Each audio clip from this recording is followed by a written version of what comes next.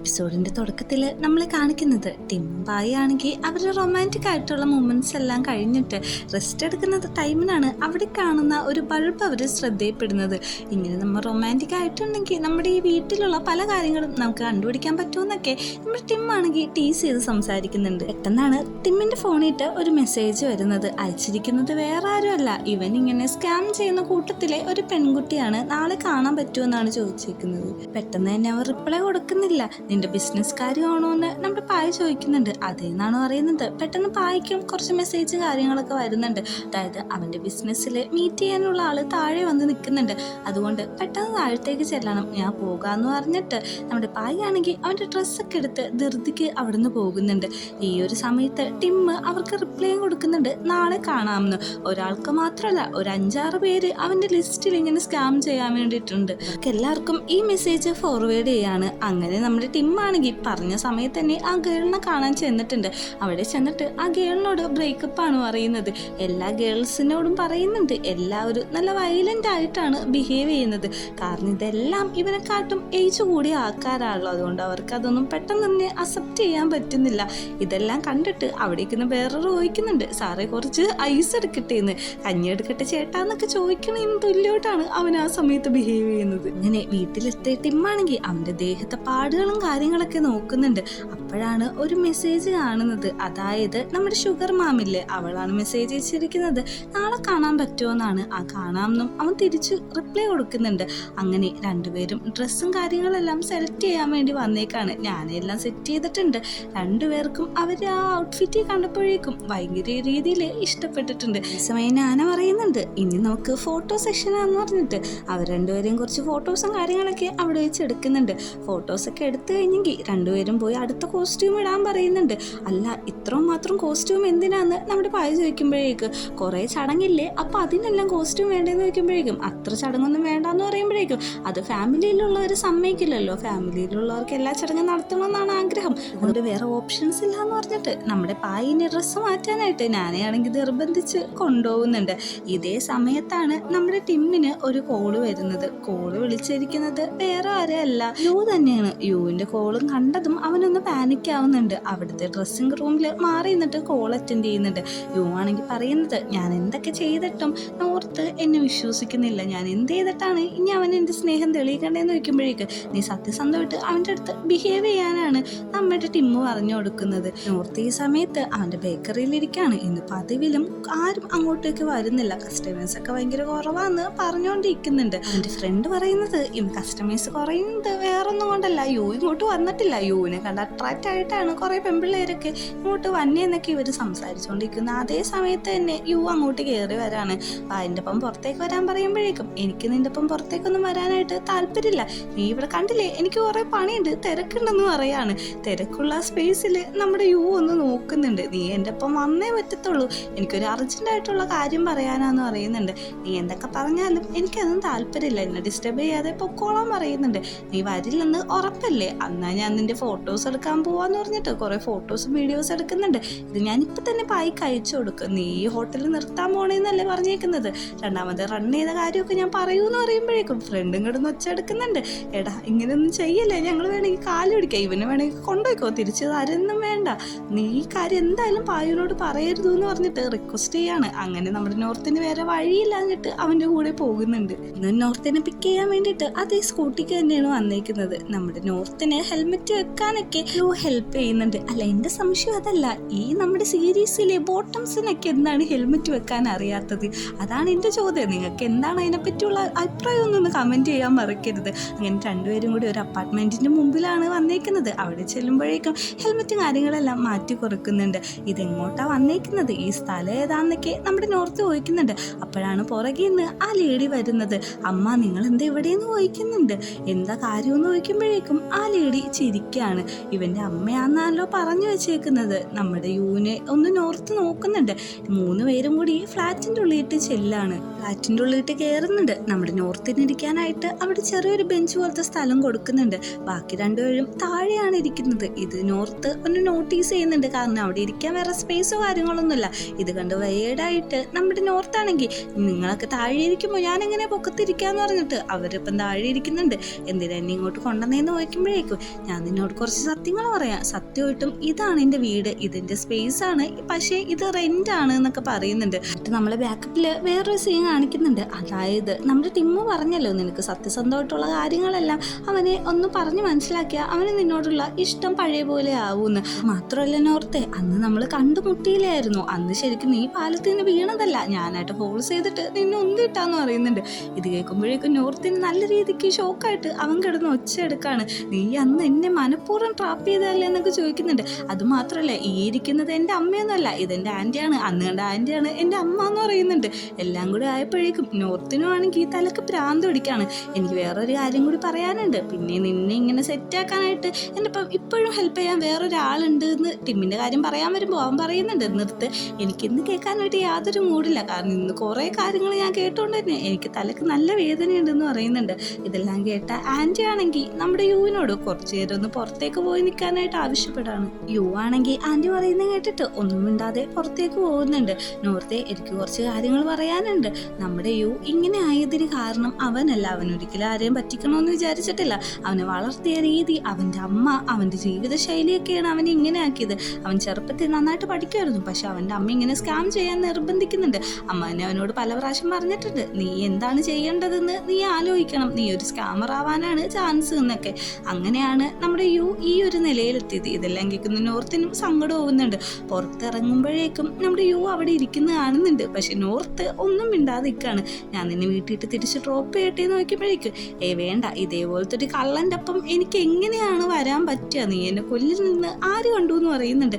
ഞാൻ Uber book ചെയ്തിട്ടുണ്ട്, അതിന് പൊക്കോളാന്ന് പറഞ്ഞിട്ട് ചെല്ലുന്നുണ്ട്. ഡോർ തുറക്കാനായിട്ട് യു നോർത്തും കൂടി ഒരുമിച്ച് ഹാൻഡ്സ് എടുത്ത് വെക്കാണ്. പെട്ടെന്ന് തന്നെ നമ്മുടെ നോർത്ത് നോക്കുമ്പോഴേക്ക് യു ആണെങ്കിൽ അവന് വാതിലൊക്കെ തുറന്നു കൊടുക്കുന്നുണ്ട്. അങ്ങനെ അവൻ അവിടുന്ന് പോകുന്നുണ്ട്. നമ്മുടെ പായും ടിമ്മും ആണെങ്കിൽ ഇപ്പോൾ ഒരു ഇന്റർവ്യൂവിന് പോയിക്കൊണ്ടിരിക്കുകയാണ്. അവരങ്ങോട്ട് ചെല്ലുമ്പോഴേക്കും ഓൾറെഡി ഇന്റർവ്യൂ ടീമും കാര്യങ്ങളെല്ലാം അവിടെ സെറ്റ് ആയിട്ടുണ്ടാവും. ഓരോരോ ചോദ്യങ്ങൾ ചോദിക്കുന്നുണ്ട്, നിങ്ങളെങ്ങനെ സെറ്റായെന്ന് ചോദിക്കുമ്പോഴേക്ക് ഇവന്റെ താക്കോല് നഷ്ടപ്പെട്ട് നിൽക്കായിരുന്നു, അപ്പോഴായിരുന്നു ഞാൻ വന്നത്, അങ്ങനെയാണ് ഞങ്ങൾ ആദ്യമായിട്ട് കാണുന്നത്, ഇവന്റെ താക്കോല് പോയപ്പോൾ ഞാനും തപ്പാൻ സഹായിച്ചു എന്നുള്ള ഡീറ്റെയിൽസ് ഒക്കെ പറയുന്നുണ്ട്.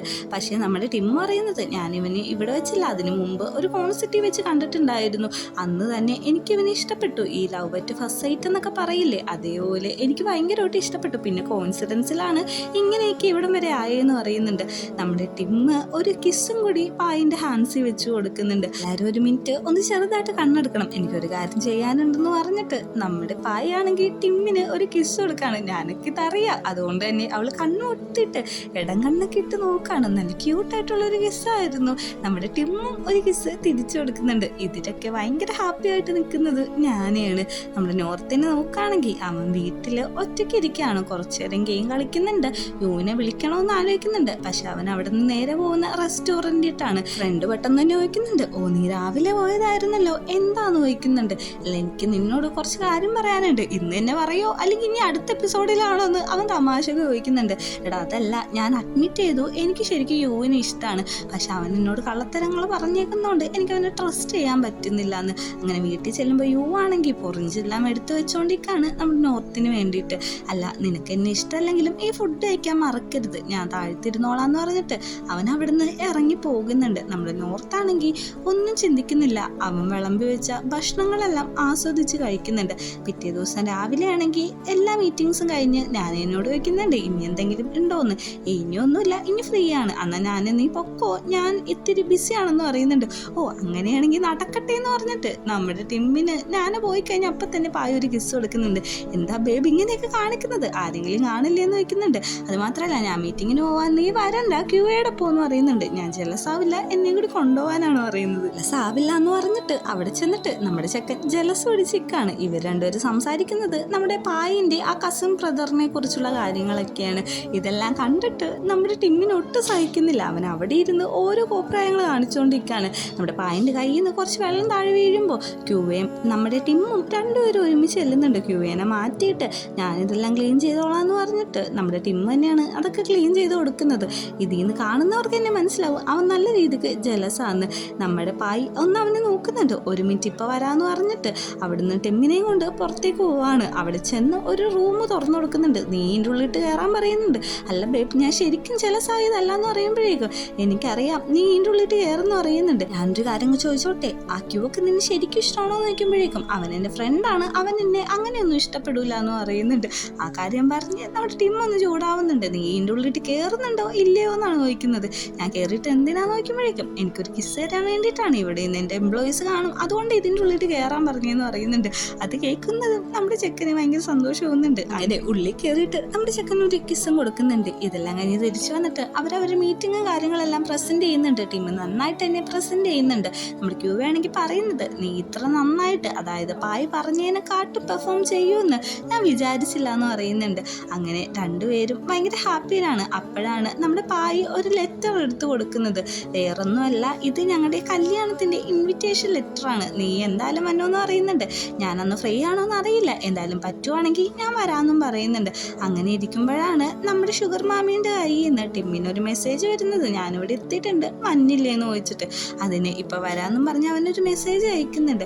നമ്മുടെ യു ആണെങ്കിൽ നേരെ നോർത്തിൻ്റെ വീട്ടിയിട്ടാണ് ചെല്ലുന്നത്. അവിടെ ചെന്നൊരു ബാഗ് തുറന്ന് കാണിക്കുന്നുണ്ട്. ഇത് നീ തന്ന 25 മില്യൺ ഉണ്ട്. 25 മില്യൺ കൃത്യമല്ല, 249 മില്യൺ മാത്രമേ ഉള്ളൂ, 1 മില്യൺ മിസ്സായി പോയെന്നും പറയുന്നുണ്ട്. ഇനി നീ എന്നെ വിശ്വസിക്കണം, എനിക്ക് നിന്ന് മാത്രം മതി എന്ന് പറയുമ്പോഴേക്ക്, വേണ്ട, എൻ്റെ അസറ്റൊക്കെ കിട്ടാൻ വേണ്ടിയിട്ടല്ലേ നീ അഭിനയിക്കണേന്ന് നമ്മുടെ നോർത്ത് പറയാണ്. കാരണം അത് സത്യസന്ധമായിട്ടുള്ള കാര്യമല്ലോ, ഇവനെ കെട്ടി ഓൾറെഡി അവൻ്റെ സ്വത്തെല്ലാം നമ്മുടെ യുവിന് പോകുമല്ലോ. ഇനി നിനക്ക് എന്നെ വിശ്വാസമില്ലെങ്കിൽ നിന്റെ കാറിൻ്റെ കീ ഒന്ന് തരാൻ പറഞ്ഞിട്ട് ആ കാറിൻ്റെ കീയും അവനെയും പിടിച്ച് നിർബന്ധിച്ച് അവിടെ നിന്ന് ഇറങ്ങി പോവാണ്. പോകുന്ന വഴിയിൽ ആൻറ്റിയുടെ വീട്ടിൻ്റെ ഫ്രണ്ടിൽ ചെല്ലുന്നുണ്ട്. ആൻറ്റീനോട് പറയുന്നുണ്ട്, വാ വന്ന് കയറാൻ. ആൻറ്റി ആണെങ്കിൽ ഫുഡ് മേടിച്ചിട്ട് പോകുന്ന വഴിയായിരുന്നു. ആൻറ്റി ഷോക്കായിട്ട് വണ്ടി കയറുന്നുണ്ട്. നേരെ ഹോട്ടലിന് മുമ്പിൽ ചെന്നിട്ട് നമ്മുടെ ഫ്രണ്ടിനെയും വിളിക്കുന്നുണ്ട്. നീ വന്ന് കയറാൻ പറയുന്നുണ്ട്. അല്ല എന്തിനാന്ന് നോക്കുമ്പോഴേക്കും അതൊക്കെ പിന്നെ പറയാം. അന്ന് വണ്ടി കയറാൻ പറയുമ്പോൾ അവനും ഓടി വന്ന് കയറുന്നുണ്ട്. 4 പേരും കൂടി പോകുന്നത് വേറെ അങ്ങോട്ടല്ല, ഇവർ കല്യാണം കഴിച്ച അതേ ഓഫീസിട്ടാണ്. ഡിവോഴ്സിന് വേണ്ടിയിട്ടാണ് പോകുന്നത്. നിനക്ക് ഡിവോഴ്സ് അല്ലേ വേണ്ടത്, അത് ഞാൻ ഇന്ന് തരാമെന്ന് പറയുന്നുണ്ട്. ഇത് കേൾക്കുന്ന നമ്മുടെ ആൻറ്റിയും ഫ്രണ്ടാണെങ്കിൽ ഒന്ന് ഞെട്ടുന്നുണ്ട്. അങ്ങനെ നമ്മുടെ യു ആണെങ്കിൽ നേരെ ഷുഗർ മാമിനെ കാണാൻ വേണ്ടിയിട്ട് അവൾ അങ്ങോട്ട് വരുന്നത്. നമ്മുടെ ടിമ്മാണെങ്കിൽ ഭയങ്കര വെറീഡായിട്ടാണ് സംസാരിച്ചുകൊണ്ടിരിക്കുന്നത്. ഞാനിന്ന് വിളിച്ചു വരുത്തിയത് വേറൊന്നുമല്ല, ഈ ഗിഫ്റ്റ് എല്ലാം എനിക്ക് തന്നത് റിട്ടേൺ തരാനാന്ന് പറയുന്നുണ്ട്. അത് മാത്രമല്ല, ബ്രേക്കപ്പ് ആവാന്നൊക്കെ ഇങ്ങനെ ഭയങ്കര ബുദ്ധിമുട്ടി പറഞ്ഞു വരുമ്പോഴേക്കും നമ്മുടെ ഷുഗർ മാം പറയാണ്, നമുക്ക് ബ്രേക്കപ്പ് ആവണം, അത്രയല്ലേ ഉള്ളൂ. ഇതെനിക്ക് നേരത്തെ അറിയാം, കാരണം എന്നെക്കാട്ടും ബെറ്റർ ആയിട്ടുള്ളൊരു പേഴ്സണെ കണ്ടിട്ടുണ്ടെങ്കിൽ ഈ റിലേഷൻഷിപ്പ് നീ നിർത്തുമെന്ന്. ഞാൻ ആ ഒരു രീതിയിൽ മാത്രമാണ് ഈ റിലേഷൻഷിപ്പ് എടുത്തിട്ടുള്ളൂ. എനിക്ക് അവസാനമായിട്ട് ഒരു ഹഗ് തരാൻ പറഞ്ഞ് ഭയങ്കര ഫ്രണ്ട്ലി രീതിയിൽ മെച്ചൂർഡായിട്ട് ബിഹേവ് ചെയ്തിട്ടാണ് ബ്രേക്കപ്പ് ആവുന്നത്. അങ്ങനെ അവൻ്റെ സ്കാമിലുള്ള എല്ലാവരെയും ബ്രേക്കപ്പ് ചെയ്തിട്ടുണ്ട്. അങ്ങനെ അവൻ്റെ അമ്മേനെ വിളിച്ച് പറയുന്നുണ്ട്, എനിക്ക് ചൈനയിട്ട് വരാൻ താല്പര്യമില്ല അമ്മ, ഞാനിവിടെ ഒരാളായിട്ട് സ്നേഹത്തിലാണ്, എനിക്കൊരാളെ ഇഷ്ടമാണ്, ഉടനെ കല്യാണം കഴിക്കുമെന്ന് പറയുന്നുണ്ട്. അമ്മയും സന്തോഷത്തോടെ ഇതെല്ലാം അക്സെപ്റ്റ് ചെയ്യുന്നുണ്ട്. അതുമാത്രമല്ല, എനിക്ക് അമ്മേനെ ഒത്തിരി ഇഷ്ടമാണെന്ന് നമ്മൾ തുറന്നു പറയുന്നുണ്ട്. ഡിവോഴ്സ് ഓഫീസിലാണെങ്കിൽ ഡിവോഴ്സ് ചെയ്യാൻ നമ്മുടെ യു നോർത്ത് വന്നിരിക്കുകയാണ്. പോലീസുകാരത്തി പിന്നെയും ചോദിക്കുന്നുണ്ട് സാക്ഷികളുണ്ടോയെന്ന്. അവരുണ്ടെന്ന് പറയുന്നുണ്ട്. നമ്മുടെ യു പെട്ടെന്ന് തന്നെ പറയുന്നുണ്ട്, ഈ ഡിവോഴ്സ് എനിക്ക് താല്പര്യം ഉണ്ടായിട്ടല്ല, എൻ്റെ പാർട്ട്ണറിന് താല്പര്യം ഉണ്ടായിട്ടാന്ന് പറഞ്ഞിട്ട് അതിൽ സൈൻ ചെയ്ത് കൊടുക്കുന്നുണ്ട്. നമ്മുടെ നോർത്ത് ഒന്ന് ആലോചിക്കുന്നുണ്ടെങ്കിലും അവന് സൈൻ ചെയ്ത് കൊടുക്കുന്നുണ്ട്. ഓഫീസിൽ വർക്ക് ചെയ്തുകൊണ്ടിരിക്കുന്ന പായൻ്റെ ഫോണിട്ട് ഈ ഡിവോഴ്സിൻ്റെ PDF ചെല്ലുന്നുണ്ട്. ഈ PDF കാണുന്നതും പായി ഹാപ്പി ആവുന്നുണ്ട്. കാരണം അവന് ഏറ്റവും സേഫ് ആയിട്ടുള്ളത് അവൻ്റെ അനിയനെ എങ്ങനെയെങ്കിലും സേഫ് ആക്കുക എന്നുള്ളതാണല്ലോ. അതുകൊണ്ട് തന്നെ പായ് ഭയങ്കര ഹാപ്പിയിലാണ് ഇരിക്കുന്നത്. തിരിച്ചു പോകുമ്പോഴേക്കും രണ്ടുപേരുടെ കയ്യിലും ഡിവോഴ്സ് നോട്ടീസും കാര്യങ്ങളൊക്കെ ഉണ്ട്. അങ്ങനെ വീട്ടിയിട്ടാണ് തിങ്സ് കാര്യങ്ങളും പാക്ക് ചെയ്യാൻ പോകുന്നത്. അവൻ ഓരോ സാധനങ്ങൾ പാക്ക് ചെയ്യുമ്പോഴേക്കും നമ്മുടെ നോർത്ത് യുവിന് ഗിഫ്റ്റ് കൊടുത്ത ഒരു പാവയുണ്ടല്ലോ, ആ പാവക്കുട്ടീനെ എടുത്ത് തിരിച്ചു കൊടുക്കാണ്. നിന്റെ ഒന്നും എനിക്ക് വേണ്ട, നീ ഇത് തന്നെ തിരിച്ചു വെച്ചോളാൻ പറയുന്നുണ്ട്. പക്ഷേ ഇതൊന്നും നമ്മുടെ നോർത്തിന് അക്സെപ്റ്റ് ചെയ്യാൻ പറ്റുന്നില്ല. അവനാണെങ്കിൽ ഇവർ തമ്മിലുള്ള നല്ല മൊമെന്റ്സ് ആലോചിക്കുന്നുണ്ട്. നമ്മുടെ യു പറയുന്നുണ്ട്, എനിക്ക് എൻ്റെ ജീവിതത്തിൽ നിന്നെ വേണമെന്ന് തോന്നിയത് നീ എൻ്റെ അടുത്ത് കിടന്നുറങ്ങിയ ആ ദിവസമാണ്, എൻ്റെ ലോകം തന്നെ നീയാണെന്നുള്ള രീതിയിൽ സംസാരിക്കുന്നുണ്ട്. ഇത് കേൾക്കുന്നതും നമ്മുടെ നോർത്താണെങ്കിൽ യുവിനെ പിടിച്ചിട്ട് അങ്ങ് ഹഗ് ചെയ്യാണ്. കാരണം അവന് മനസ്സിൽ ഇഷ്ടമുണ്ട്. ഒരു തെറ്റിദ്ധാരണയുടെ പേരിലാണല്ലോ ഇത്ര സംഭവങ്ങളൊക്കെ നടന്നത്. ശരിക്കും അതൊരു തെറ്റിദ്ധാരണയല്ല. അങ്ങനെ രണ്ടുപേരും കൂടി പിന്നെയും പാച്ചപ്പ് ആവുന്നുണ്ട്. അങ്ങനെ അന്ന് രാത്രി രണ്ടുപേരും കൂടി ഇൻറ്റിമേറ്റ് ആകുന്നുണ്ട്. വീട്ടിലിരുന്ന് വർക്ക് ചെയ്യുന്ന, അതായത് ഇപ്പം എല്ലാം ബ്ലോക്ക് ചെയ്തുകൊണ്ട് തന്നെ സമാധാനത്തോടെ ഇരിക്കുന്ന നമ്മുടെ ടീമാണെങ്കിൽ വർക്കെല്ലാം കഴിഞ്ഞ് പായൻ്റെ അടുത്ത് പോകുന്നുണ്ട്. നീ എന്താ കാണിക്കുന്നതെന്ന് ചോദിക്കുമ്പോഴേക്ക്, കല്യാണമല്ലേ വന്നത്, ഞാൻ കുറച്ച് ഭംഗിയായിട്ട് ഇരിക്കണ്ടേന്നാണ് പറയുന്നത്. ഇത്ര ഭംഗിയിടൊന്നും ആവശ്യമില്ല എന്ന് പറഞ്ഞിട്ട് അവനത് അട്ടിപ്പറിക്കുന്നുണ്ട്. ഇത് താന്ന് പറഞ്ഞ് രണ്ടുപേരും കൂടി തല്ലുപിടിക്കുന്നതും കാണിച്ചിട്ടാണ് ഈ എപ്പിസോഡ് അവസാനിക്കുന്നത്.